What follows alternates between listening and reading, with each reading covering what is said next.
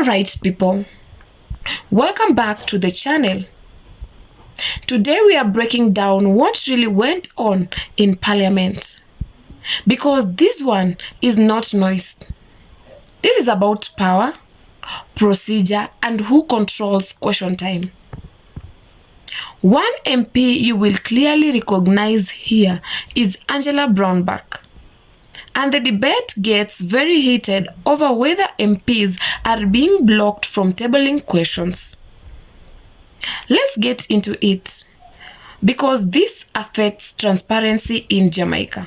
Speaker for approval for tabling today, and it was followed by, again, a document circulated to the member which confused the process.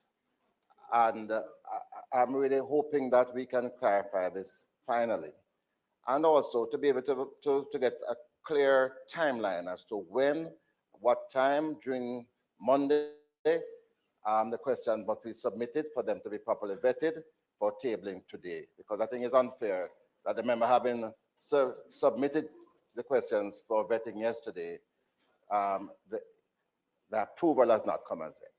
So I'm urging that a definitive statement be made as to what time on the Monday is a cutoff time for the tabling of questions, so that we don't have a confused state of affairs going forward.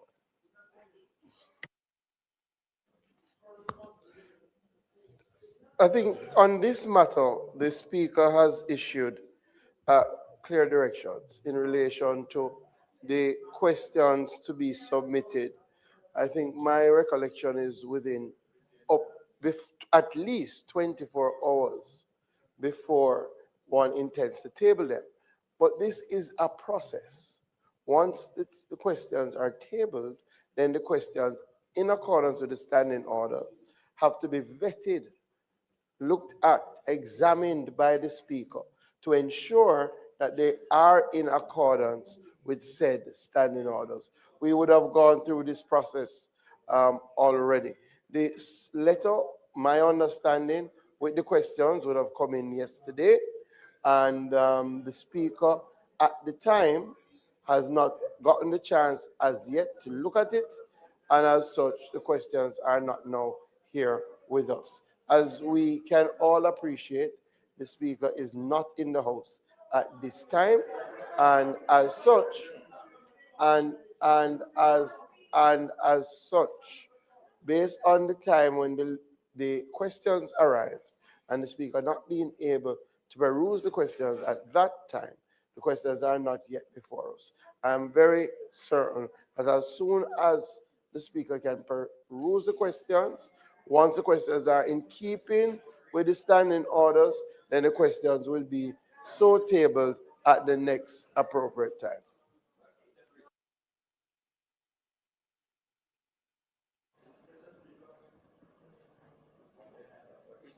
It's my time. I think I was up before you.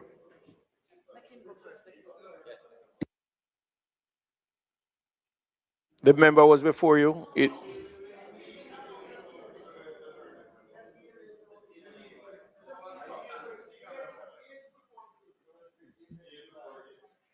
Mr. Speaker, the standing order says the questions are delivered before the sitting of the House.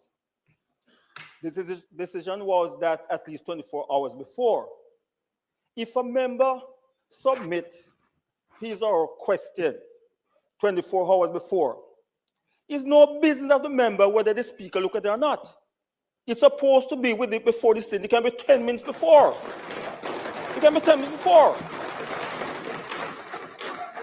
Okay? So if the Speaker says 24 hours, the member make them available to the clerk before. Okay? If the member delivered to the clerk 24 hours before, it's not the member's fault. So we can't say the Speaker didn't have the time to look at them. Why the hell did you ask for the 24 hours before? It's not the member's fault. The Speaker took 24 hours. The member filled his or her obligation. So it's not our business whether or not the Speaker look at it. It's our obligation to review it before. So don't tell the member this time. Don't tell the member. Don't tell the member the speaker didn't get a chance to look at it. That's not unacceptable. Totally unacceptable. And we should bring the house to that level to come with this nonsense about they get a chance to read it. Nonsense. Before you, House Leader, let me just read from the standing order. Based on my information, Sorry, turn the mic on. based on my information, the questions were submitted at 3:41 p.m. yesterday. That is my information.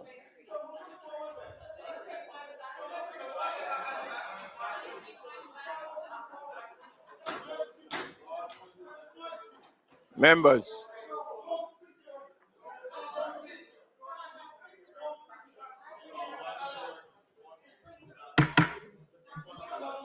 before you all speak, I will be reading from the standing order as it relates to questions.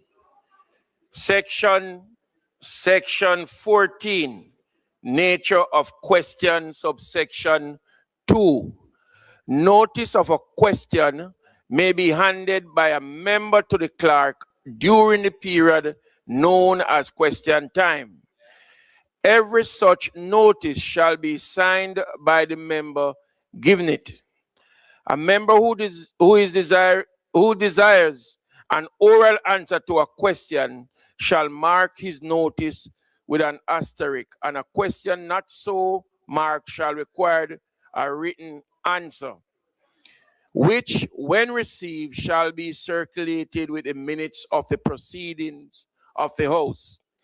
Subject to paragraph 5, a question mark for oral answer shall be put down for a day to be named by the member, being a day not earlier than 21 clear days after the question has appeared on the question paper. I am reading from the book, that's all.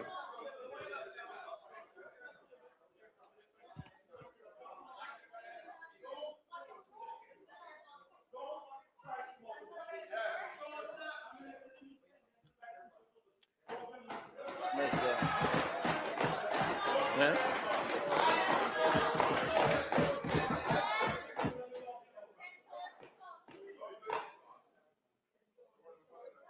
Mr. Speaker, in adopting the position advanced earlier by the member from Southwest St. Catherine, I'd just like to say, Mr. Speaker, that anything can happen to the sitting speaker. And if we can advance now by urging the deputy speaker to also be in a position to vet these questions and to signal approval. So it need not have to wait on the substantive speaker to address these routine matters. And the section that you have read already, Mr. Speaker, it really is not relevant to the issue at hand. Right? So, Mr. Speaker, I would have just gotten sight of the Speaker's ruling on this matter the last time that it came up. And what I said earlier was not a part of the Speaker's ruling in relation to the 24-hour period. What the Speaker had indicated in her ruling is that the standing orders are to be strictly adhered to. In other words, at question time, the member looking to table questions are to hand up the questions at that time. At that time, the questions, then there will be a vetting of the questions. It does not mean that the questions being handed up at this time, that the Speaker who is currently sitting in the House will be able to vet them immediately and to see if they are keeping with the standing orders. And to be clear, let me just read what was said. Standing Orders 15.2 provides us a notice of a question may be handed to the clerk during question time. So when the Speaker indicates question time, All members are reminded that strict adherence to this standing order is required to avoid confusion or conflict. So in other words, bringing it in before 24 hours, that's not the methodology, all right? So no, that's not what this is the ruling of the speaker. Once received by the clerk, when it comes to question, once received by the clerk, each question must be submitted to the speaker to enable the discharge of the responsibilities under Standing Order 16.2. That standing order empowers the speaker to determine whether a question infringes any standing order or constitutes an abuse of the right of questioning, and to direct the question to be amended or entered in the order book with such alterations as may be necessary. The speaker's review ensures that the questions are properly framed, comply with the standing orders, and may be tabled in an orderly and procedurally correct manner. According to Standing Order 15.2, accordingly, Standing Order 52 does not guarantee same-day tabling.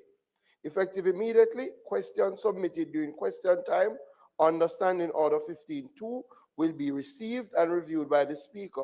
All questions will be tabled following the completion of the speaker's review once deemed to be in full compliance with the standing orders. The procedure safeguards the rights of members, ensures the orderly management of parliamentary business, and confirms that all questions comply with the standing orders. Members are therefore expected to comply fully with these directions. As such, we can recommit question time for the member to submit to the clerk the questions. And then the speaker will review the questions for the questions to be in keeping with the standing orders in accordance with 15.2. And once that review is done, then the questions will be tabled.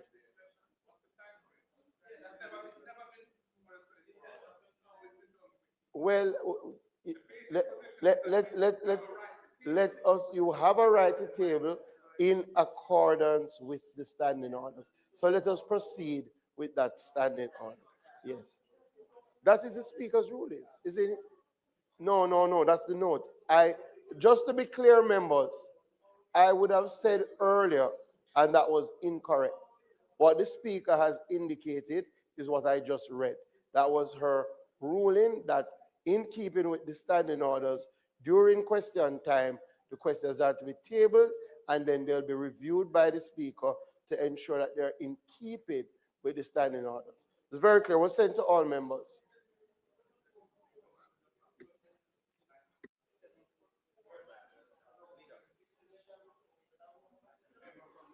Member from St. Catherine Southeastern.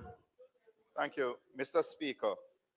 Having followed the logic of the leader of government business and the ruling by the Speaker, what we are doing is concentrating the powers of a gatekeeper into the hands of the Speaker. Because if you submit something and the Speaker decides that it's going to take 2 weeks, 3 weeks, 4 weeks, 3 weeks, 4 weeks, we can end up in a situation where the tabling of the questions will be delayed until the matter is no longer relevant. Now, where did this 24 hours come from? And why is it that we were referring to 24 hours and then the pushback to say that it was late by half an hour no longer stood? We're hearing now that it is going to be tabled during question time, and at the discretion of the Speaker, maybe this year the questions will be deemed appropriate.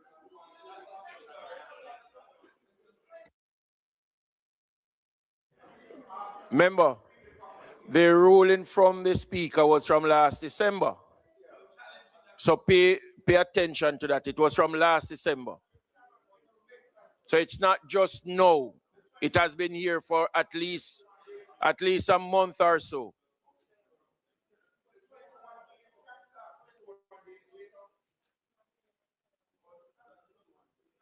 Mr. Speaker, I rise simply for clarity. I was actually in the House one Tuesday afternoon when the speaker made a big point about making sure that the questions came in time before. Yes, I was sitting here. No one told me. I heard it with my own two ears. In fact, the point that you have raised was the point a member sought to make. And he was made to seem as if he was ignorant to the standing orders. In fact, the speaker did say that he should know better because he had been here before. And so I do not want us to just run across it like that and pretend that the speaker did not give us different instructions separate to the note that she has written. In fact, if you just allow me, I'm ending now.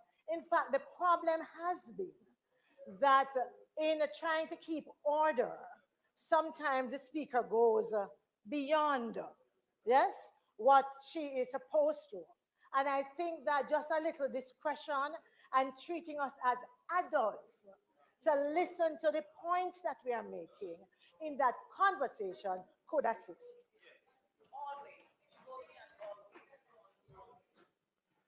Mr. Speaker, you know, I'll start with the last point made by the member.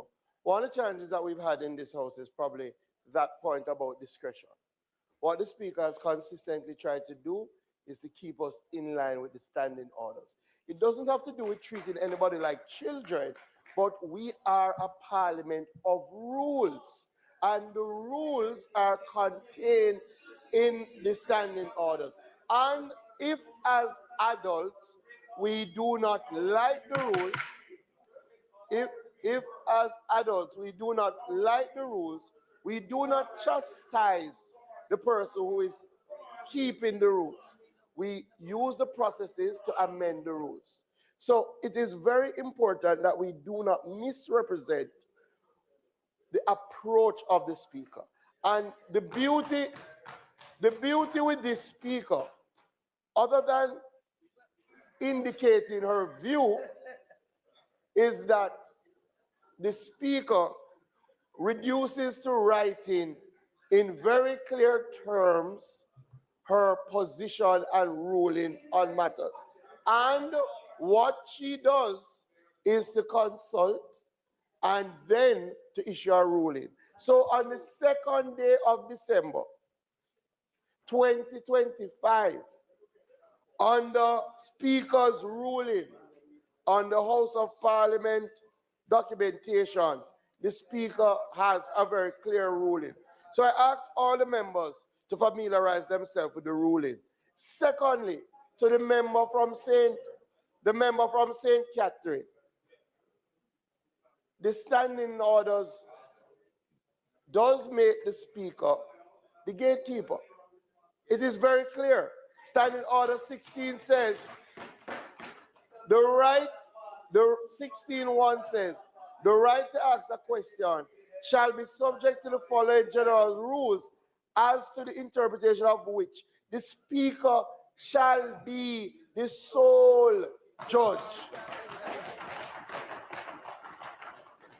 There's only one Speaker, and the Speaker has to be that judge. So again, to be clear, and I apologize to the House earlier in relation to not first consulting with the Speaker's very clear ruling.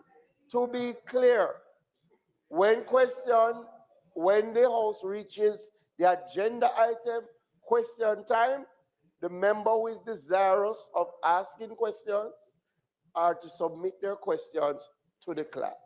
The clerk will work with the Speaker in relation to the review of those questions. I appreciate the questions about time frame. It's one of the issues that the standing order is silent on. However, I am very sure, especially whether it be the Deputy Speaker or the Speaker, that it will be done in reasonable time. Reasonable is a construct of law. Reasonable time. Reasonable has to be depending on the questions, whether, remember, the Speaker is going to assess whether the questions fit in to the rules. So it depends. Member Bunting asked about 30 questions. 35, baby, under different categories. You understand? So I understand everybody. There is no attempt to frustrate. It's an attempt to put a system in place. Let's stick with the standing orders. Speaker. Question and answers. Mr. Questions. Speaker.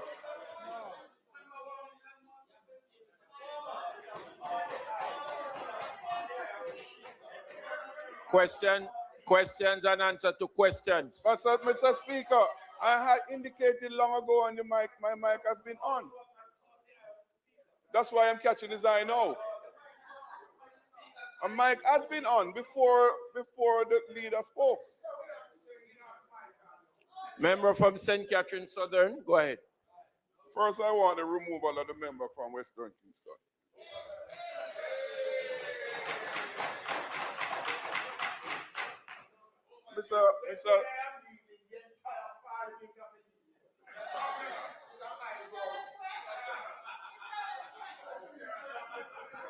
Mr. Speaker.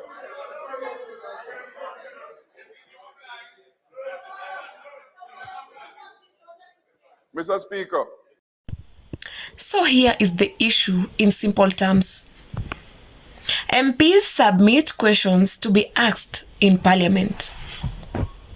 These questions are supposed to hold the government accountable. The problem: some MPs submitted their questions, but when Parliament sat, the questions were not tabled. And the explanation was, the Speaker hasn't reviewed them yet. And that's where the government starts. Angela Brown-Burke and other opposition members are saying, hold on. If the standing orders say questions must be submitted at a certain time, and the MP meets that requirement, why should the MP be punished because the Speaker didn't get to review them? She is basically arguing that once MPs follow the rules, the questions should not be blocked or delayed. And this is an important point, because question time is one of the few moments MPs can directly question government actions. On the other side, the leader of government business steps in and says, Parliament is governed by standing orders. The Speaker is the gatekeeper. Questions must be reviewed to make sure they follow the rules. He also says there is no guarantee that questions will be tabled the same day and that review must happen fast, even if it causes delays. Now this is where things get serious. One MP raises a very dangerous concern, and I say dangerous for democracy. If the Speaker alone controls when questions are reviewed, what stops a situation where questions take weeks or months until they are no longer relevant? That turns question time into a permission system instead of an accountability tool. And that's why you hear the word gatekeeper being used.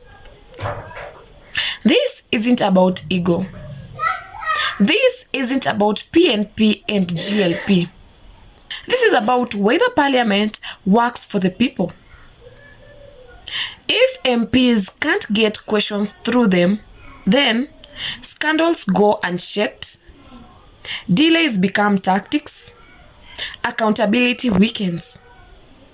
And when that happens, it's not MPs who lose, it's Jamaicans. Rules are important, yes, but rules should not become tools to block scrutiny. If the system is confusing MPs themselves, then the system needs fixing. Question time should be about answers, not paperwork. Let me know in the comments. Do you think the Speaker has too much power over question time?